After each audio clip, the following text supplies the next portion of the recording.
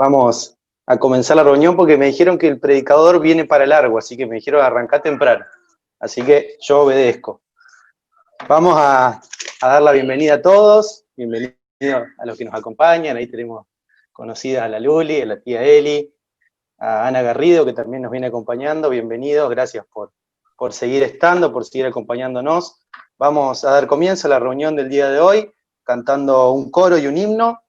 El coro, cada vez que me pasa en este coro me sigo acordando de los sábados, un coro que no cantamos hace mucho y que es muy, muy lindo, ahí seguro va a aparecer en la pantalla, dice: sendas Dios hará donde piensas que no hay, Él obra en maneras que no podemos entender, Él me guiará, a su lado estaré, valor y fuerzas me dará, un camino hará donde no lo hay, por caminos en la soledad me guiará y agua en el desierto encontraré, la tierra pasará, su palabra eterna es, Él hará algo nuevo hoy. Vamos a comenzar la reunión cantando este coro.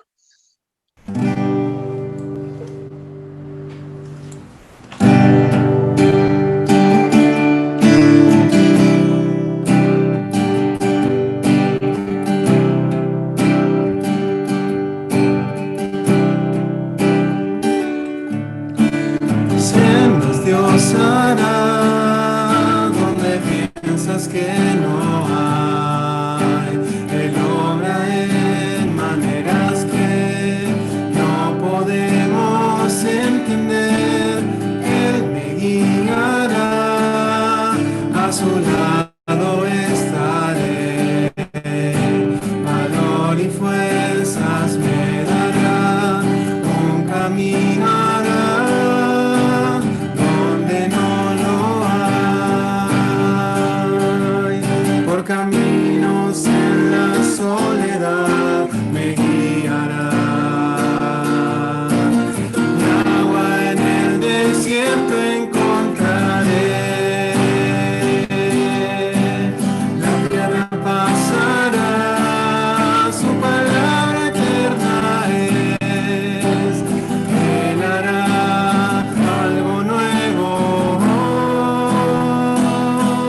hoy, siempre Dios hará donde piensas que no hay, Él obra en maneras que no podemos entender, Él te guiará, a su lado estaré, valor y fuerzas me dará, un camino hará donde no lo hay.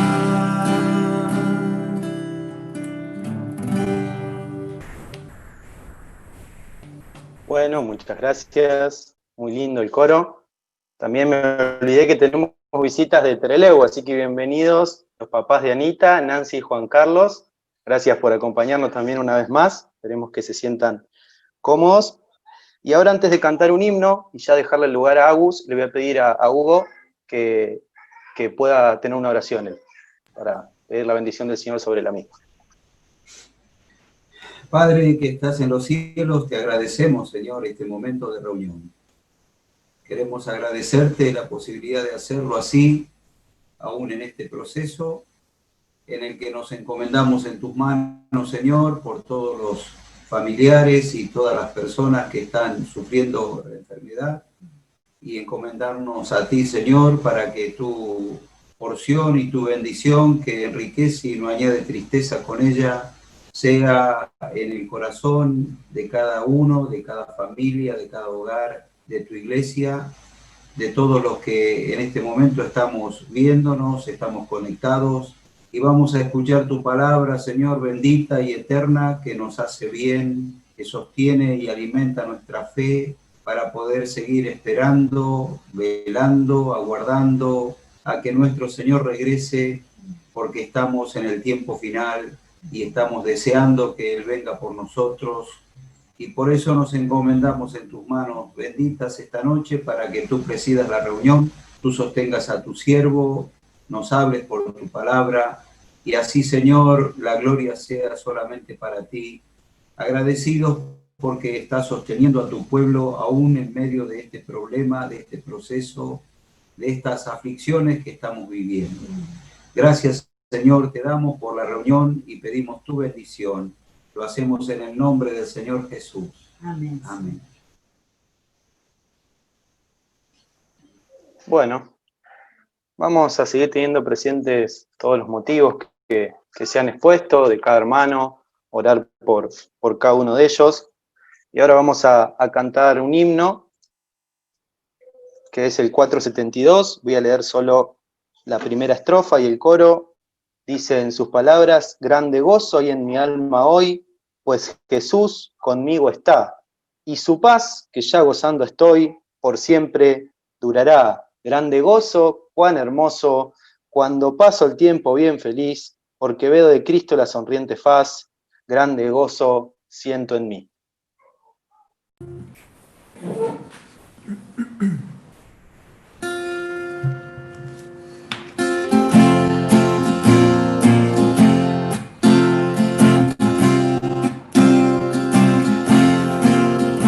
Grande gozo hay en mi alma hoy, pues Jesús conmigo está, y su paz que ya gozando estoy, por siempre durará. Grande gozo, cuán hermoso, cuando paso el tiempo bien feliz, porque veo de Cristo la sonriente paz, grande gozo siento en mí.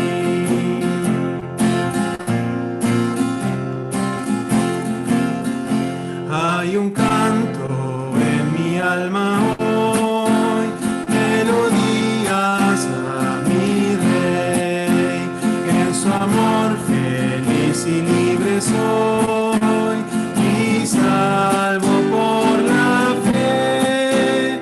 Grande gozo, cuán hermoso, cuando paso el tiempo bien feliz, porque veo de Cristo la sonriente faz, grande gozo siento en mí.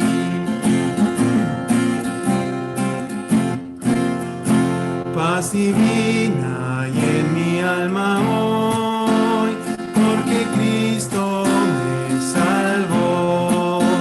Las cadenas rotas ya están, Jesús me libertó.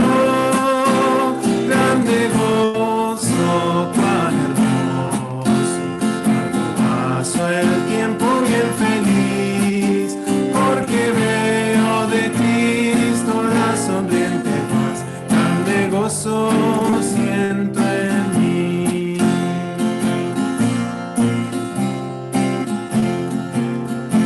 Gratitud hay en mi alma hoy, y alabanzas a Jesús, por su gracia a la gloria voy, gozándome en la luz. Grande gozo, cuán hermoso, cuando paso el tiempo bien feliz, porque veo de Cristo la sonriente paz, grande gozo siento en mí.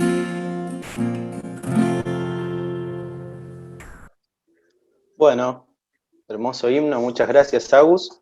Ahora vamos a tener otra oración y vamos a dejarle lugar a Agustín, que él tiene el mensaje en esta noche. Oremos. Padre nuestro que estás en los cielos, Señor, estamos agradecidos por este momento que tú nos permites pasar, agradecidos porque podemos congregarnos, Señor, podemos elevar alabanzas hacia tu presencia, Señor, alabar tu grato y bendito nombre, pedirte ahora por el momento que sigue, Señor, por Agustín, por el mensaje que tú has puesto en su corazón, que tú puedas seguir hablándonos a través de tu palabra, Señor, que podamos seguir saliendo de aquí edificados, dispuestos a poner en práctica lo escuchado, y sobre todo porque si hay algún alma que aquí no te conoce, pueda hoy encontrar esa paz de la que se habló el himno, Señor, y encontrar ese grande gozo en su alma que solo tú puedes dar, Señor. Dejamos este momento en tus manos, bendice a los hermanos que están pasando por alguna necesidad, los problemas de salud, la pandemia, Señor, que tú estés en todo momento con nosotros, con nuestras familias, como lo vienes estando, Señor. Confiamos en eso y seguimos clamando a ti por todos estos motivos especiales. En el nombre del Señor Jesús dejamos esto. Amén.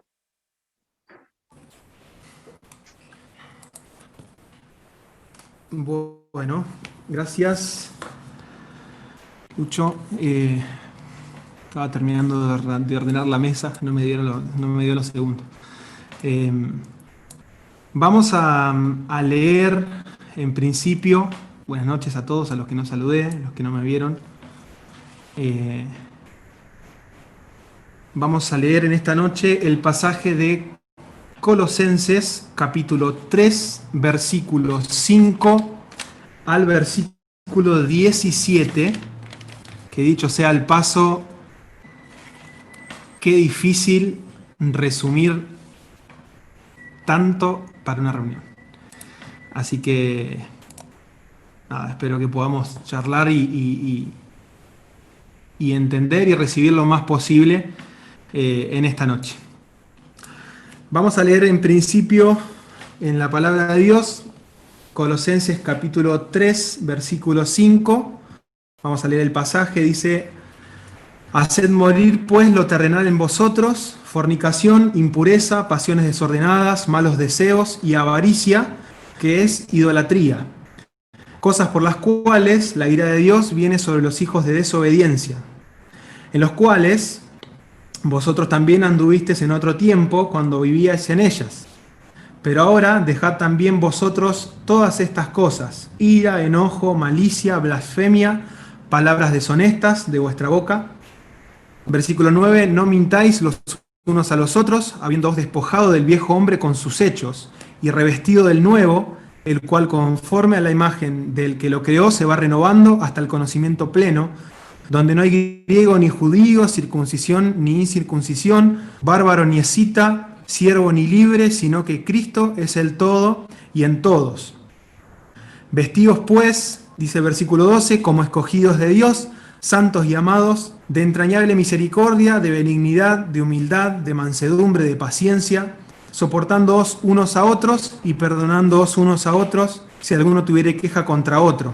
De la manera que Cristo os perdonó, así también hacedlo vosotros. Y sobre todas estas cosas, vestidos de amor, que es el vínculo perfecto, y la paz de Dios gobierne en vuestros corazones, a la que asimismo fuisteis llamados en un solo cuerpo, y sed agradecidos. La palabra de Cristo mora en abundancia en vosotros, enseñándoos y exhortándoos unos a otros en toda sabiduría, cantando con gracia en vuestros corazones al Señor, con salmos e himnos y cánticos espirituales. Y todo lo que hacéis, sea de palabra o de hecho, hacedlo todo en el nombre del Señor Jesús, dando gracias a Dios Padre por medio de Él. Y como vengo diciendo en los últimos 2 o 3 mensajes, creo que es suficiente y podemos tranquilos irnos a pensar cada uno, ¿no? Vemos en este pasaje, que quizás sean pocos versículos, es muchísimo el contenido que tiene realmente, y vemos una separación grande de 2 áreas, ¿sí? Si bien el tema hoy era la vida cristiana, en la vida, digamos, interior, en lo que respecta a nuestra vida en lo personal, en lo íntimo, en lo que el resto no ve, en este pasaje vemos puntualmente una división grande, digo, en algunas recomendaciones que da el apóstol Pablo o el Señor mismo por medio de su palabra a nosotros, de cuidar lo que pasa en nuestro interior, en nuestra vida íntima, personal, y por otro lado, en cuidar nuestra vida en lo que afecta a nuestro círculo, lo que afecta, digamos, lo que sería la consecuencia de lo que pasa dentro nuestro, ¿sí? Entonces, comienza, yo el mensaje de hoy lo voy a hablar, ¿sí? Por eso por ahí van a escuchar que algunas citas no son textuales de 1960, porque tomé el pasaje de la revisión Reina Valera contemporánea, que cambia un par de palabras y la verdad que suma bastante, al menos a mí. inicia el versículo 5 diciendo, por lo tanto, viene hablando de qué? De que nosotros, como resucitamos juntamente con Cristo, buscamos las cosas de arriba, no las de la tierra. Entonces, esto viene a continuación de ese mensaje que tenemos en Colosenses 3, 1 al 4, y dice, por lo tanto, hagan morir. Yo voy a resaltar con mucha fuerza algunas palabras puntuales de este pasaje, porque justamente vemos que hay muchísimos verbos mandatorios de parte del apóstol Pablo. Acá no tenemos un pasaje en el que nos podemos sentar en una cama paraguaya y esperar que Dios haga todo lo que implica a nuestro ser. Acá hay órdenes, hay recomendaciones, medio como un correctivo, ¿no? Dice, por tanto, hagan morir. Haced morir, hagan morir. Ahí vemos un mandato, vemos algo que nos implica a nosotros a tener que hacer algo, una acción personal. ¿Sí? ¿Y hablamos de qué? Cuando decimos que yo tengo que hacer algo, hablamos de hábitos, hablamos de decisiones, de microdecisiones de nuestra hora a hora, de nuestro día a día, que nos llevan a hacer morir todo lo que sea terrenal, ¿sí? Como sigue diciendo, haga morir pues lo terrenal en vosotros. Y empieza haciendo un detalle de 1, 2, 3 pecados por un lado, otros 2 pecados por otro lado y uno final. Si bien lo leemos de corrido, hay una marca bastante distinguida. Primero habla de inmoralidad sexual, que esto no solamente abarca inmoralidad sexual e impureza, ¿sí? Que lo podemos asociar, que no solamente abarca la fornicación, sino cualquier tipo de pecado sexual. La fornicación en sí es las relaciones sexuales fuera del matrimonio. De ahí para arriba hay una cantidad de pecados sexuales que al día de hoy son muchísimos. Y no voy a entrar en detalle. Pero es muy explicativo, se entiende.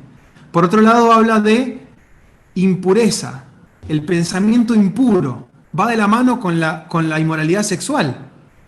Esta depravación mental, esta depravación de pensamiento de llegar a la inmoralidad sexual, habla de un corazón impuro, de un pensamiento impuro. Es imposible separarlas, van totalmente de la mano. Por otro lado, nos menciona que hagamos morir las pasiones desordenadas y los malos deseos.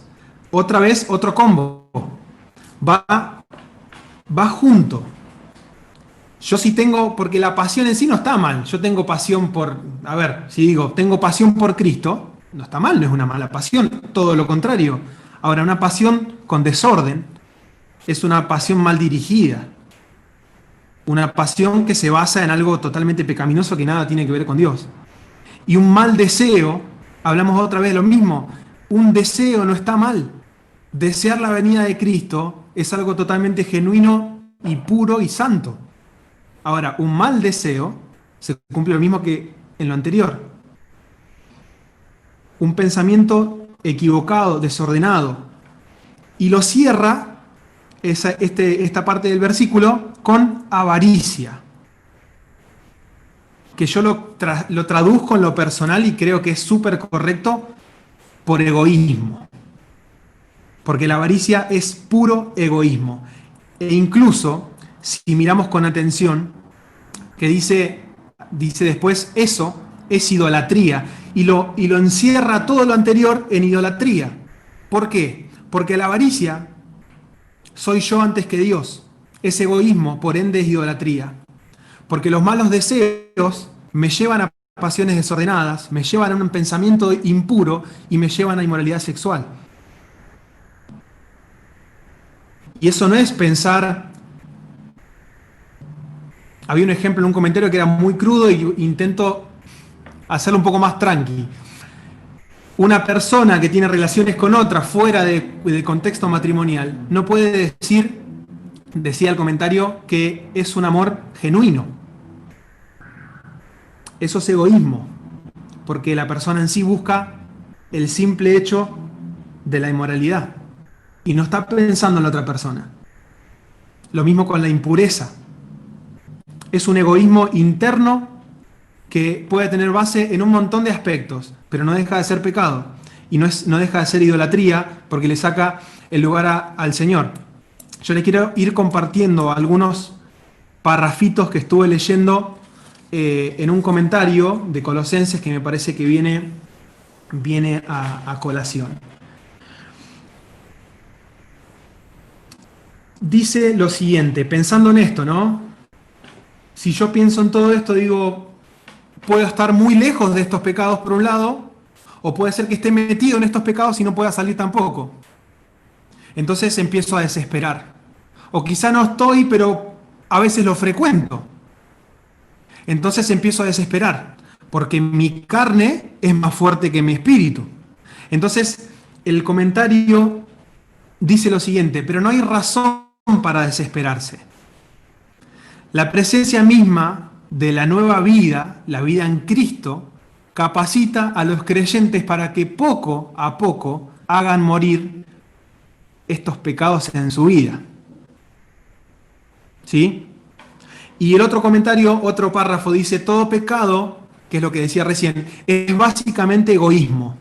La adoración de sí mismo en vez de Dios. La sustitución de uno mismo en lugar de Cristo como objeto de los afectos y devoción de uno. Es por eso que Pablo añade esto que es idolatría. ¿Sí? Que me pongo yo primero, lo que yo quiero hacer, lo que me gusta a mí, por sobre lo que Dios quiere en mi vida. Entonces, vemos lo siguiente. Dice una frase que hace muy poquito escuché que me gustó muchísimo respecto a este tipo de situaciones, ¿no? Hablando de inmoralidad sexual, impureza, pasiones desordenadas, malos deseos. Dice lo siguiente, que lo podamos pensar con detenimiento en la intimidad de cada uno. Cuando tenemos tiempo de pensar en lo que queremos pensar, esos somos nosotros. Cuando tenemos tiempo de pensar en lo que queremos pensar, esos somos nosotros. ¿Qué pasa con una mente vacía? Porque cuando estoy trabajando, cuando estoy vendiendo, estoy limpiando. Ahora, cuando mi cabeza está libre, cuando tengo tiempo de pensar en lo que quiero pensar, ¿qué pienso? ¿En qué ocupo mi cabeza? ¿En qué ocupo mi tiempo? Ahí se desnuda la realidad de mi corazón. Porque cuando estoy trabajando es fácil. Cuando estoy en casa es fácil. ¿Qué pasa cuando estoy solo? Ni siquiera solo físicamente, solo mentalmente, que puedo dedicar mi cabeza a pensar en algo que yo quiero. Entonces dice la palabra de Dios en el versículo 6, por cosas como estas, les sobreviene la ira de Dios a los desobedientes. Lisa y llanamente una consecuencia a los pecados anteriores, haciendo alusión al juicio venidero. Ahora, ¿qué pasa en el versículo 7? Dice, también ustedes practicaron estas cosas en otro tiempo, cuando vivían en ellas, en las cuales, dice 1960, vosotros también anduvisteis en otro tiempo cuando vivías en ellas. Y acá la verdad que no queda nadie parado. Porque si yo leo hasta el versículo 6, digo inmoralidad sexual, impureza, pasión, no. Y leo el versículo 6 y digo, por cosas como esta le sobreviene la ira de Dios a los desobedientes. Y sí, lógico. ¿Cómo no le van a sobrevenir la ira de Dios a semejante pecado? A semejante mente perversa. Ahora, el versículo 7 me corta todo tipo de posibilidad de pararme en un estrado y señalar a quien pecó. Porque dice, también ustedes practicaron estas cosas en otro tiempo cuando vivían en ellas. Saquemos, si quieren, la inmoralidad sexual y demás, pero un mal deseo, algún egoísmo. Muy difícil que nos salgamos de la regla, muy difícil que nos salgamos de la medida de santidad que requiere el estar frente al Señor. Entonces, ¿qué entendemos por esto? Que todos fuimos pecadores, o que todos somos pecadores, porque humanamente, ¿sí? sin mirarnos por medio de Cristo, si se quiere, nos es imposible, no somos santos. Somos santos por medio de Cristo. Dios nos ve santos. Si nosotros vemos nuestra realidad con nuestros ojos propios humanos, que a veces es como miramos a veces a nuestro hermano, es imposible llegar a la medida. Ahora, mirada de misericordia al pecador. Esto es lo que yo rescato de este versículo. Tenemos que tener como hijos de Dios una mirada de misericordia al pecador. Mateo 7, versículo 2. Dice lo siguiente: porque con el juicio con que juzgáis seréis juzgados, y con la medida con que medís os será medido. Santiago,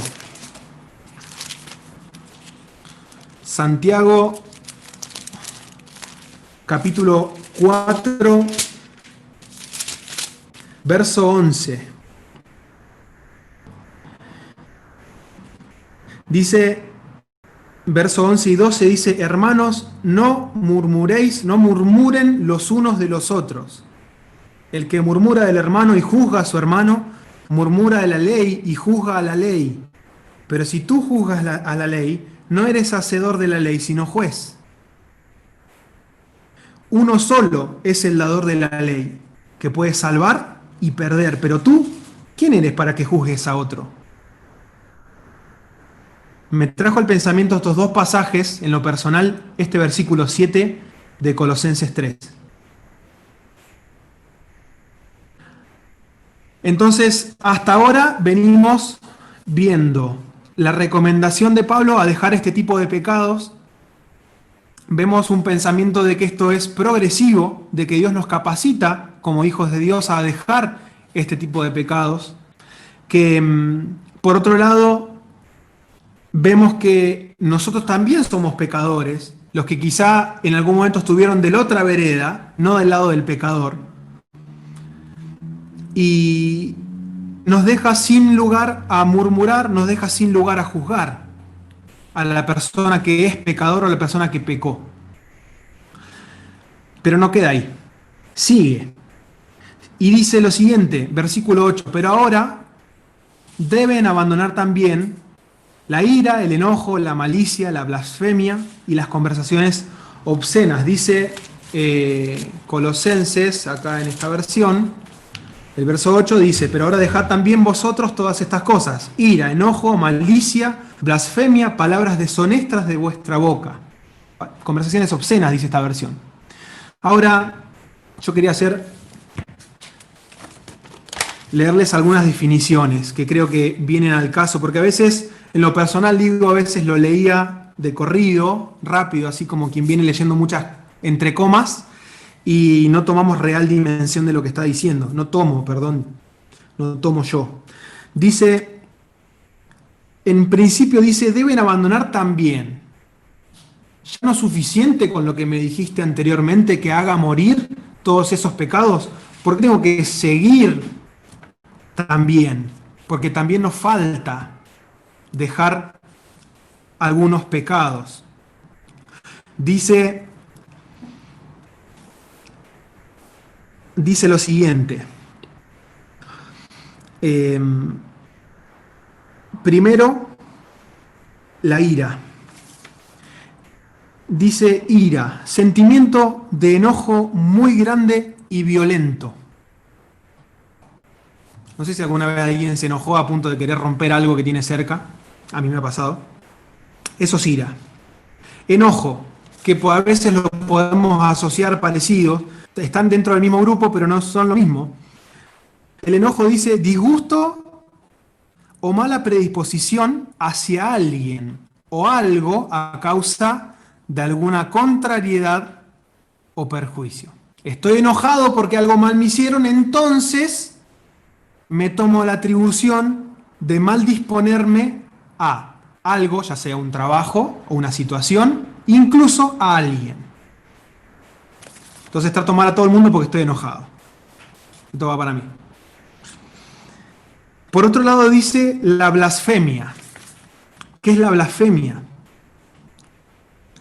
Dice injuriar a Dios o a cosas sagradas. Y el injurio hablaba de hacer un daño intencional a algo o a alguien. Y por otro lado, habla de malicia, perdón, me lo salteé. Dice malicia, y esto en particular a mí me hizo pensar mucho. Fíjense lo que dice: intención oculta con que se dice o hace algo para beneficio propio o para perjudicar a alguien. Perdón, me cambié el orden. Intención oculta con la que se dice o hace algo para perjudicar a alguien o para beneficio propio. Y es como que difícil entenderlo con las palabras, ¿no? Pero hablamos de un corazón que intenta manipular cualquier situación. Un corazón que todo lo bueno que hace, lo hace porque está esperando algo a su favor. O que todo lo malo, o incluso lo bueno y lo malo, lo hace para que otro la pase mal. Y es un pecado tan oculto en lo profundo del corazón, que esto lo único que requiere es temor de Dios para poder sacarlo. Porque el único que conoce ese pensamiento o esa actitud de malicia es el Señor. ¿Quién va a pensar que yo voy a comprar tomates y le voy a decir, amor, me olvidé de comprar tomates? Disculpame. Y quedé re bien. Pero yo sabía que a mi señora le gustaban comer tomates. Entonces compré tomates y encima quedó bien. ¿Quién conoce esa intención de mi corazón? Yo, primero yo y el Señor. Y por otro lado, habla de conversaciones obscenas o palabras deshonestas, que un comentario lo traducía como un lenguaje abusivo. Hay un pasaje muy cortito en este comentario, les leo uno anterior, dice lo siguiente respecto a estos pecados. Dice, los vicios que tenemos que eliminar son, primero, ira, que es una manifestación explosiva de indignación que afecta a los sentimientos. Segundo, enojo. A diferencia de la ira, el enojo es un sentimiento interno, mientras que la ira es externa. Que como vemos recién, el enojo también afecta a lo externo. Tercero, fíjense lo que dice, la ira puede ser pasajera, pero el enojo es un estado de cólera que espera la ocasión de venganza. Está ahí, latente. La ira puede ser más volátil, el enojo puede permanecer durante muchos años y hacer una raíz de amargura. Tercero, hablamos de malicia recién, y este comentario dice, describe a un estado de carácter maligno en general, así de peligroso.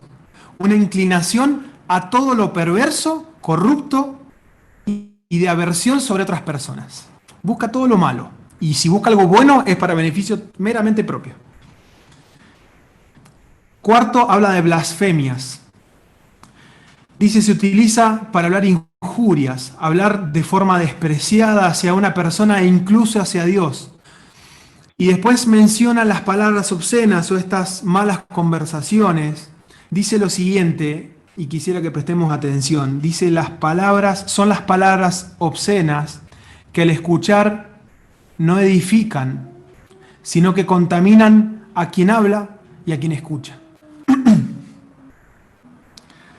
Vale destacar, dice, que es una forma de hablar muy común hoy en día en la calle e incluso en los mismos hogares.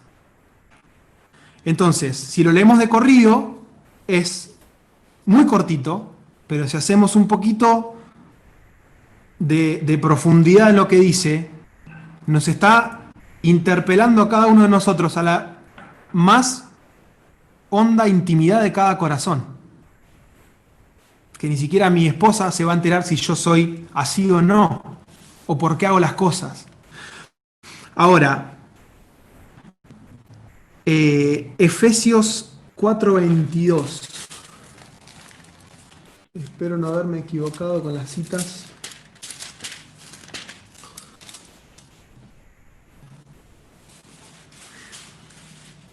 Dice, en cuanto a la pasada manera de vivir, despojaos del viejo hombre, que está viciado conforme a los deseos engañosos.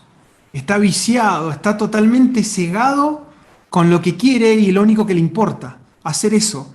Y como está bueno y es lindo y es placentero y agradable, lo sigo haciendo. Está cegado, está viciado. ¿Y qué dice el verso 23 de Efesios 4? Dice, y renovaos en el espíritu de vuestra mente y vestidos del nuevo hombre, creado según Dios en la justicia y la santidad de la verdad. Entonces, este consejo que tenemos acá en el versículo 8 de deben abandonar también, no es la primera vez que los podemos escuchar en la palabra de Dios. Ahora, otra vez podemos pensar y decir, pero yo no puedo. Me cuesta muchísimo, lo tengo totalmente internalizado, automatizado y me cuesta mucho. Y no tenemos que olvidarnos que es un proceso el caminar en la voluntad de Dios, es un proceso el aprender la obediencia a Dios también. El conocimiento nos abre la cabeza para poder ser más obedientes a Dios, para poder santificarnos en un progresivo. Ahora, vamos al versículo 9, que dice lo siguiente: no se mientan. No se mientan. Este es el tercer mandato, si se quiere, que nos toca a nosotros hacer algo dentro del pasaje. El primero era hagan morir. El segundo, deben abandonar también. Y este es el tercero, no se mientan. Dice el pasaje, no se mientan los unos a los otros, pues ya ustedes se han despojado de la vieja naturaleza y de sus hechos. Y acá empieza una especie de discurso explicando que como ya empezaron a hacer algo, continúen haciendo esto otro que les voy a decir. Entonces, en este pasaje, primero empieza diciendo no se mientan los unos a los otros. Podemos ahondar en esto un montón, solamente a modo comentario. Un párrafo de este comentario que les vengo leyendo. Dice, ya no debe estar presente en la vida de los creyentes el mentirnos. Toda clase de hipocresía y engaño ha sido siempre la marca de los pueblos del mundo, los pueblos paganos. Esto es la verdad hoy en día también. Un misionero nos contó que en respuesta a una pregunta sobre por qué cierta persona nueva no había podido asistir a una reunión de entre semana, como lo había prometido, la mujer esta les contestó: siento mucho no haber podido asistir, pero verá, tuve que ir al funeral de mi suegra en una ciudad lejos de aquí. Más tarde, el misionero descubrió que la suegra en cuestión había muerto ya hace varios años y que la mujer que había inventado esa excusa ni siquiera había estado fuera de la ciudad el día de la reunión. El misionero añadió, le dirán cualquier cosa que se les ocurra con tal de salir del paso. Entonces, algo tan sencillo como esto, digo sencillo porque a veces lo podemos, si lo comparamos con una inmoralidad sexual, pareciera que la mentira es algo mucho más chiquito. Y delante de Dios no hay una regla de medidas. Incluso, dice, sobrecarga esta presión, ¿no? El versículo 9 que dice, no se mientan los unos a los otros. Entre ustedes no se mientan. ¿Cuántas veces dijimos, no, vos sabés que no lo pude hacer porque, o no estuve porque... Hay tantas situaciones en las que uno puede traer a la memoria en la que pudimos haber mentido, que es, primero, en primer lugar es lamentable, y en segundo lugar nos debe llamar a la reflexión de cuál es nuestra primera reacción cuando nos toca decir algo que quizás nos va a hacer sentir incómodos. Es más fácil decir que pinché una rueda. A decir la verdad, no tenía ganas. La verdad, no tenía ánimo, o no te quería ver, o no. Difícil. La Biblia dice, no se mientan entre ustedes. Si la primera reacción que sale de nuestro corazón y de nuestra boca, porque del pensamiento a la boca hay un proceso interno, de decidir que vamos a decir una mentira, porque el Espíritu Santo nos alerta, ojo, que lo que vas a decir no me gusta. Y nosotros cuando lo dijimos ya decidimos, como lo explica el proceso en Santiago del pecado, decidimos hacerle caso a la tentación, a la concupiscencia. Decido pecar. Después, ya es tarde. Ya mentí. Ahora, después de esto, ¿sí?, de este tercer mandato, no se mientan, empieza lo que decía recién, un proceso de decir, como ustedes comenzaron a hacer esto, continúen haciendo esto otro. Y dice lo siguiente. Pues ya ustedes, versículo 9, en la segunda parte, dice, pues ya ustedes se han despojado de la vieja naturaleza y de sus hechos. Eso lo da como un hecho. Pablo le está diciendo que ya lo hicieron, ya se despojaron de del viejo hombre y de todas esas cosas que traía el viejo hombre.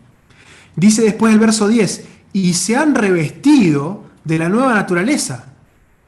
O sea que le está reconociendo realmente que hubo un cambio en su vida. Dice después, la naturaleza del nuevo hombre que se va renovando. Yo subrayé eso de que dice se va. Es un continuo. No dice se fue renovando como algo que ya terminó. Dice se va renovando como es algo que comenzó en el pasado pero sigue al futuro. Se va renovando a imagen del que lo creó. Hasta hay un fin. Hay un propósito. Hasta el pleno conocimiento, donde ya no importa el ser griego o judío, estar circuncidado o no estarlo, ser extranjero o inculto, ser siervo o libre, sino que Cristo es todo y está en todos. Decía un comentario, porque leí uno solo, no leí muchos comentarios. Dice, ¿cuántas veces escuchamos esta frase de, mientras más conozco a la gente, la verdad, menos confío en la gente? O podemos cambiarle las palabras, pero la idea es la misma. Mientras más conozco a la gente, la verdad me doy cuenta que son todos iguales. No se puede confiar. Y decía el comentario cuando cita el apóstol Pablo en este lugar donde dice hasta el pleno conocimiento, me hacía ver esto de que el conocimiento de Dios, el conocimiento de su palabra, es algo tan antagónico, tan contrario al conocer a las personas, que mientras más lo conozco, más lo quiero conocer. Que mientras más lo conozco, más fe voy a tener. Mientras más lo conozco, más grande va a ser mi confianza puesta en Él. Y en el versículo 11 empieza a distinguir entre dos sectores sociales, culturales, religiosos. Empieza a hacer división, que claramente no vienen de parte de Dios, sino que se los dice, porque en esa época claramente vos eras griego, yo soy judío. Vos estás circuncidado, yo no. Vos sos gentil, afuera, lejos. No tenés nada que ver con nosotros. Ahora, fíjense lo que le dice Pablo a la iglesia de Colosas, donde no importa el ser griego o judío, estar circuncidado o no estarlo. Yo me imagino la cara de asombro realmente de los que realmente sostenían esto que dijimos en la carta anterior, de que el creyente, por más que se salvaba, por más que conocía a Cristo, tenía que circuncidarse igual, de estas personas que querían hacerle cumplir ciertos rituales. Yo no me imagino la cara, si había alguno de ellos ahí, mientras leían la carta, donde dice, no importa estar circuncidado o no. Debe haber sido tremendo. Dice, no importa ser extranjero o inculto, ser siervo o libre. No importa si tenés plata o no tenés. No importa si estudiaste o no estudiaste. No importa si sos blanco o sos negro. El comentario decía justamente esto de que en tantos lugares, más allá del lugar de Colosas en sí, que incluso en la actualidad donde él vive, que es en Estados Unidos, dice, hay una necesidad de marcar una diferencia tan grande en que yo soy blanco y vos no. Y mundialmente y en la historia hubo pensamientos de que, por ejemplo, la raza blanca era superior. Hubo pensamientos de que, no sé, siempre la raza en la que uno participaba, esa era la superior al resto. Una necesidad de ponerme en un escalón por sobre el otro. Y esto viene a derribar todo tipo de pensamiento y muralla de que por algo mío yo puedo ser superior a alguien. Me destruye todo tipo de argumento. Dice, sino que Cristo es todo y están todos. Entonces termina estos dos versículos diciendo, como ustedes hicieron todo esto ya, dice, ustedes se han revestido, han cambiado la naturaleza, sigue diciendo en el verso 12, por lo tanto, o sea, como ya vienen haciendo esto anterior, entonces ahora, como escogidos de Dios, santos y amados, revístanse. Cuarto mandato. Cuarta cosa que implica que yo haga algo. Cuarta cosa que me reafirma de que yo puedo leer esto y estoy totalmente, no obligado, porque el Señor no nos obliga a nada, pero sí tengo que entender perfectamente que me toca una parte a mí. Por lo tanto, como escogidos de Dios, santos y amados, revístanse de entrañable misericordia, de benignidad, de humildad, de mansedumbre y de paciencia. Yo creo que no lo saqué, lo leí en algún lado, que decía, es difícil traducir esto de entrañable misericordia con un corazón compasivo. Decía, es muy difícil pensar por un lado una persona revestida de entrañable misericordia o una persona con un corazón compasivo por un lado, totalmente independiente a una persona buena. Automáticamente, indefectiblemente van de la mano. Yo no puedo ser misericordioso y ser malo. Es totalmente ilógico. Entonces, a medida que nos va diciendo de qué tenemos que revestirnos, tiene cada vez más profundidad. Revístanse de entrañable misericordia, revístanse de un corazón compasivo. Sean buenos, sean humildes, sean mansos, sean tranquilos. Si yo les digo, yo la verdad que soy una persona súper humilde, bueno, si se lo digo así no me van a creer, pero puedo decir, soy una persona re humilde, pero la verdad que soy un loco de la guerra, la verdad que no puedo mantener la calma en ninguna situación. Volvemos a lo mismo, no tiene lógica. Menos lo que dice al final, de paciencia. ¿Cómo voy a ser paciente si no soy manso?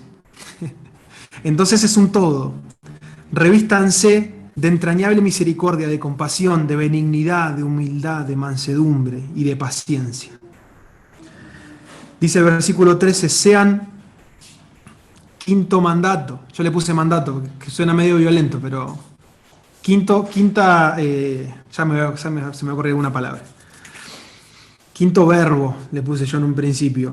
Sean mutuamente tolerantes, dice esta versión. Yo la verdad que hubiese querido cortarlo a la mitad y dar mensaje en la primera mitad porque es, insisto en esto, es mucho para procesarlo. Para leerlo quizás corto, pero para procesarlo, para hacerlo carne, para revisar en mi interior, en mi intimidad, en mi corazón, delante de Dios, si yo no tengo nada de esto, realmente es mucho. Ahora, dice el versículo 13, sean mutuamente tolerantes. Aquel me tiene repodrido, siempre lo mismo, cansado me tiene. Yo, la verdad, no hablo más con él. No voy hoy porque va a estar, y la verdad que ya no tengo ganas, no. Si alguno tiene una queja contra otro, vaya y hable con 10 personas más, y esas 10 personas más hablen con personas de otros lados y vean si pueden crucificarlo. ¿Eso dice? No. Si alguno tiene una queja contra otro, perdónense.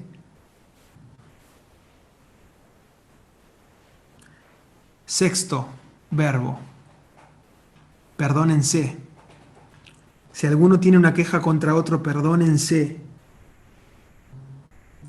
Ya hasta ahí es difícil, ya hasta ahí es muy difícil tomar la decisión de decir, bueno, está bien, lo voy a perdonar porque Dios en su palabra me dice que tengo que perdonar a alguien si tengo una queja contra él, o al revés. Sino que sobre llovido mojado, sobre lo que me dice me está comparando que yo tengo que perdonar a la persona que me ofende de la misma manera que Cristo me perdonó a mí. Como si fuera poco. Y es como que empezamos así con el pecho abierto a leer Colosenses 3:5 y ya llegamos al 13 y entramos en un vasito de agua. Hasta ahora, hasta lo que venimos leyendo, hasta lo que venimos entendiendo, qué es lo que pasa dentro de mi mente, qué es lo que pasa en mi pensamiento, qué recuerdos se vienen a mi cabeza de cosas que hice, cosas que me hicieron quizá, de algún rencor, algún enojo. Cuando leímos, si alguno tiene una queja contra otro, ¿se me vino alguna cara al recuerdo? Porque no podemos separar la palabra de Dios, no podemos separar este pasaje que es totalmente interno de mi vida personal. No me sirve de nada si yo no miro mi interior a la luz de la palabra. Si yo realmente no voy con una situación que para mí es muy fuerte y no la puedo controlar a los pies de Cristo, va a estar ahí por años. Lo voy a meter en un cajón y voy a vivir con eso toda la vida. Dice el versículo 14, y sobre todo, revístanse de amor, que es el vínculo perfecto.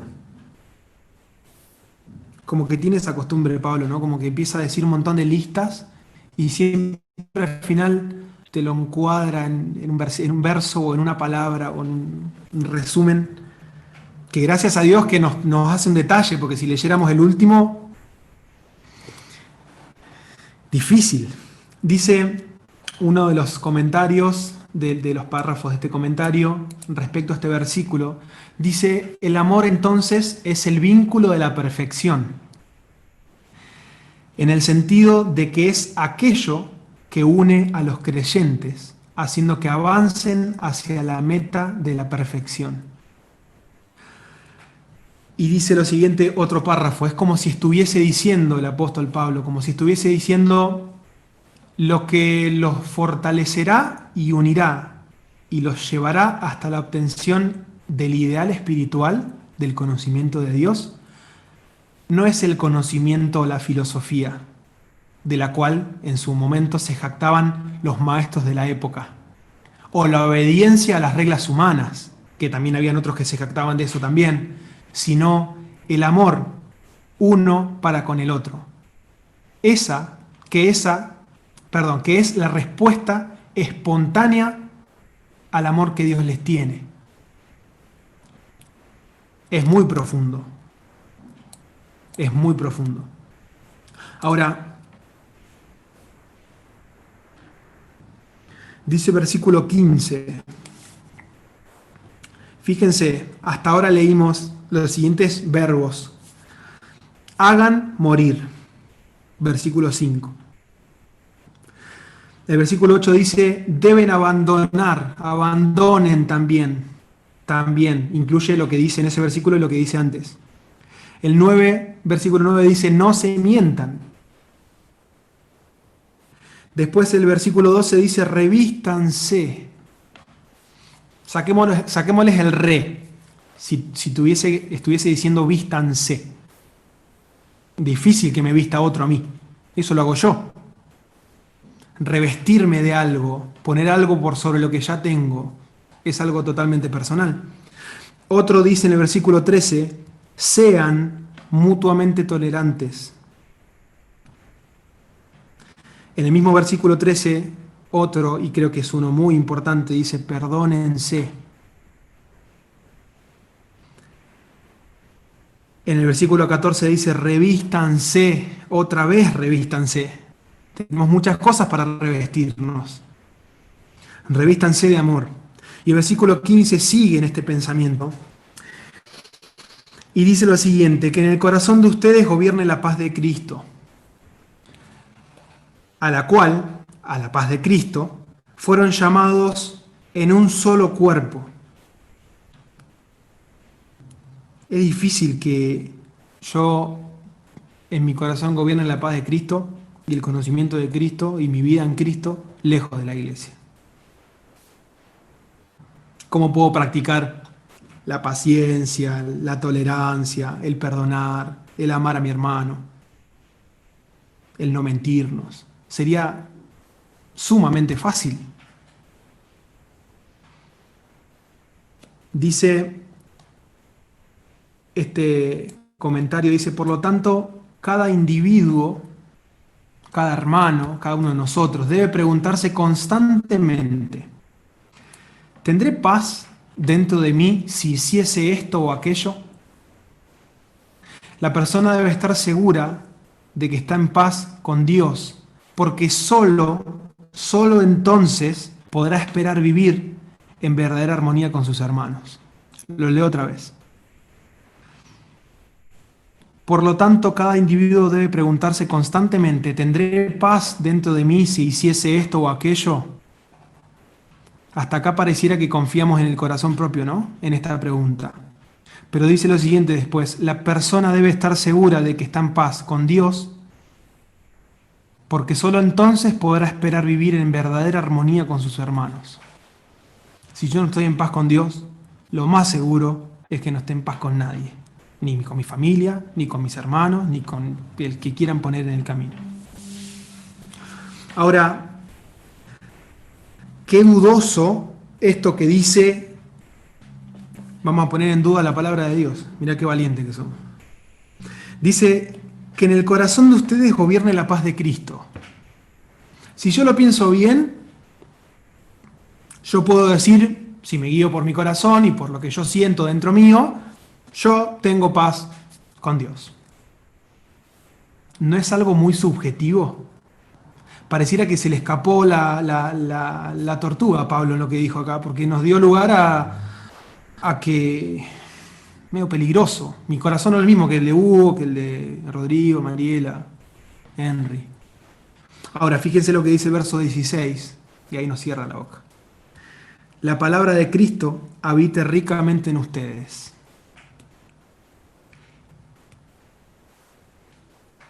Se me fue la duda. Claramente tenía que leer los dos pasajes juntos. Si en mi corazón está lleno de la palabra de Dios, voy a saber realmente si mi corazón está en paz con Dios. No hay lugar a mi pensamiento, no hay lugar a mi sentimiento o a mi percepción. Dice el versículo el 15 al final, sean agradecidos, me lo salteé. Sean agradecidos. Yo le preguntaba hoy a la tarde a mi señora, ¿por qué crees que Pablo escribió esto? Porque fíjense que está, a ver si en esta versión está igual. En la que tengo yo, en la que estamos leyendo, está solo, está de un punto seguido, apartado, el sean agradecidos. No está dentro de una oración incluido en el pensamiento, si bien se entiende que sigue la idea. En este caso está separado. Bueno, acá no, acá está con un punto y coma. En este lugar está como separado en esta versión. Entonces me llamó la atención y le preguntaba, ¿por qué crees que lo puso? Porque viene hablando de que la paz de Dios gobierne nuestro corazón, que fuimos llamados a un solo cuerpo, que la palabra de Cristo habite en nosotros, que nos enseñemos y nos alentemos. Sean agradecidos. ¿Qué me lleva a pensar qué proceso se inicia en mi mente, en mi cabeza, cuando yo agradezco por mi situación, agradezco por lo que tengo, agradezco por lo que Dios hizo en mi vida, por lo bueno y por lo que para mí es malo? Yo creo que en lo personal una de las primeras cosas que se vino al pensamiento es que cuando yo soy agradecido, refresco mi real condición delante de Dios. Cuando yo soy agradecido, pienso en cuál era mi condición antes y cuál es mi condición ahora. Y que yo sea agradecido y piense en mi condición me lleva a ser misericordioso, compasivo, con el que hoy está parado en el día de hoy, en la que fue mi realidad hace tiempo atrás. Si yo no soy agradecido, lo más seguro es que sea muy fácil enjuiciar a alguien. Ahora, sigue el versículo 16, dice: la palabra de Cristo habite ricamente en ustedes. Instrúyanse y exhórtense. Otro verbo más. Junto con él, sean agradecidos. Enséñense y anímense unos a otros con toda sabiduría, no con cualquier cosa. ¿Y dónde está la totalidad de la sabiduría en la palabra de Dios? Dice después: canten al Señor. De esto encontré un montón de cosas, pero creo que se podría hacer otra reunión. Canten al Señor salmos, himnos y cánticos espirituales, con gratitud de corazón. En esto quiero hacer hincapié. Que dice: canten al Señor con gratitud de corazón.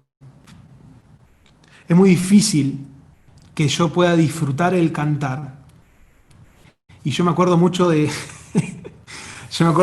las palabras de mi papá, que yo no afino ni tocando el timbre, me decía. Pero cuando un corazón está agradecido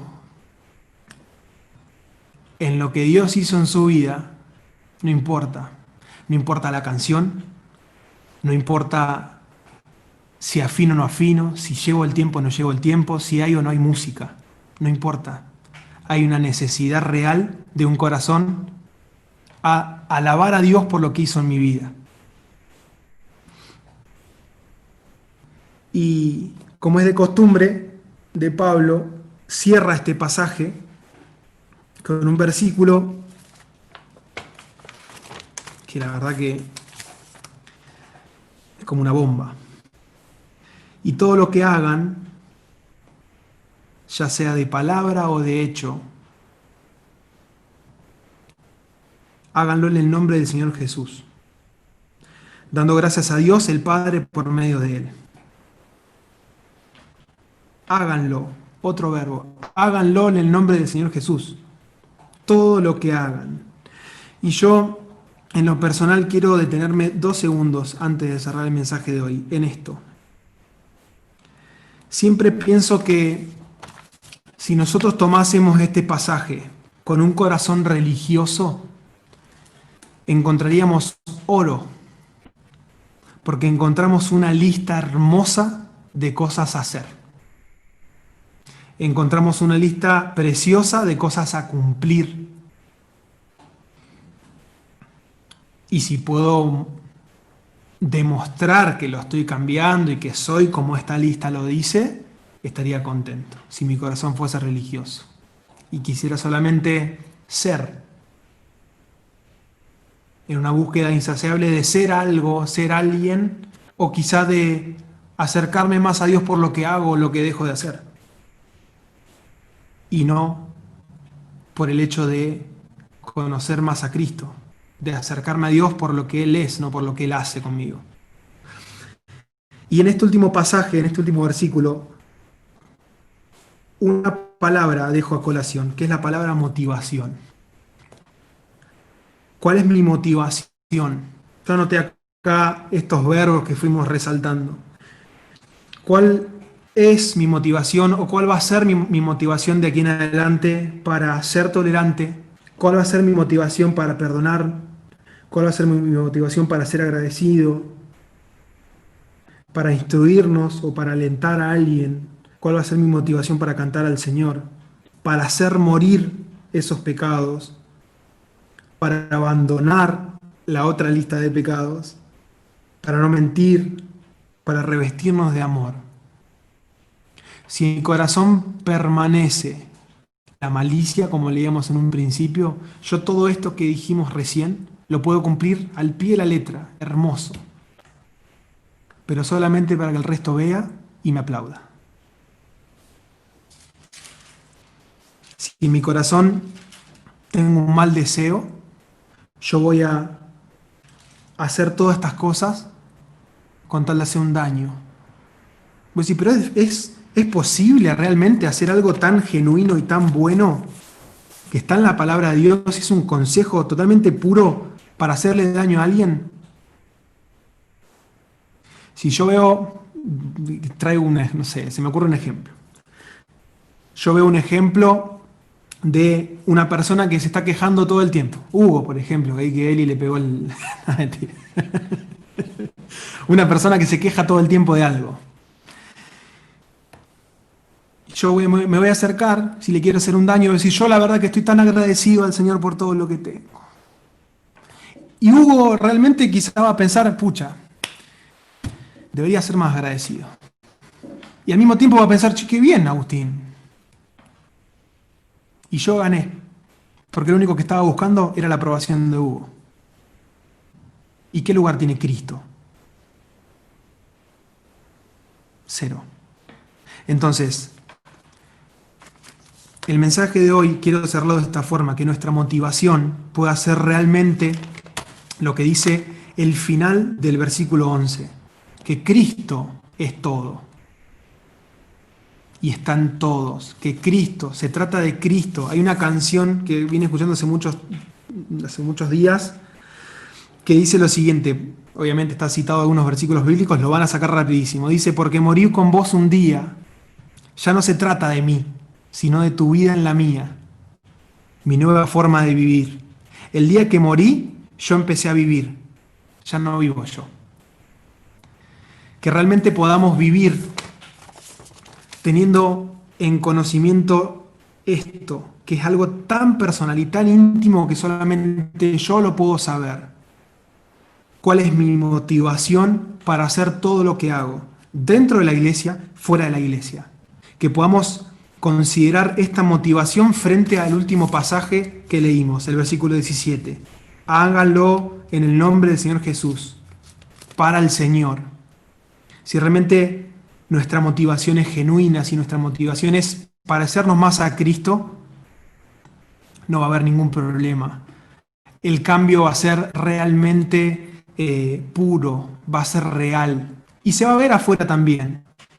Pero acá adentro, la paz con Dios, la voy a entender, la voy a conocer y me voy a poder aferrar a ella. Y ya cuando vengan las pasiones desordenadas, los malos deseos, tantas cosas que la carne va a estar contra el espíritu y el espíritu contra la carne, esa lucha, cuando todo eso venga otra vez, va a haber una resistencia.